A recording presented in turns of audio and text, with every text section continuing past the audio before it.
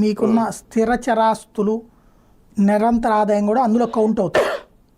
అంటే pan card అంటే బ్యాంకుతో లింకప్ ఆటోమేటిక్, అవును, బ్యాంకింగ్ యాక్టివిటీ అంతా అందులో ఉంటుంది. వీళ్ళ ఉద్దేశం మేబీ నేను అనుకోవడం ఏంటంటే రాష్ట్రంలో కనీసం ఇప్పుడు 67 లక్షల్లో కనీసం 20 లక్షల మందికి ఆస్తులు ఉంటాయి.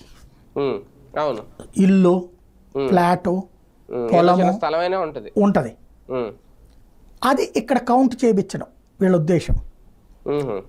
అనర్హతకి ఇదిగో రేపు పొద్దున గొడవ అయింది అనుకోండి, ఇదిగో వీళ్ళకి ఇంత ఆస్తుంది, ఇదిగో ₹1,00,00,000 ఆస్తుంది, లేకపోతే 50 లక్షల ఆస్తుంది అన్నటువంటి అలాగే అనర్హత వేటు వేయడం. రెండవది ఏంటంటే చాలామంది ఇప్పుడు ఈ పెన్షన్ పొందుతున్నటువంటి వాళ్ళల్లో విదేశాల్లోనో ఇతర ప్రధాన నగరాల్లోనో వాళ్ళ పిల్లలు ఉద్యోగాలు వ్యాపారాలు చేస్తున్నారు.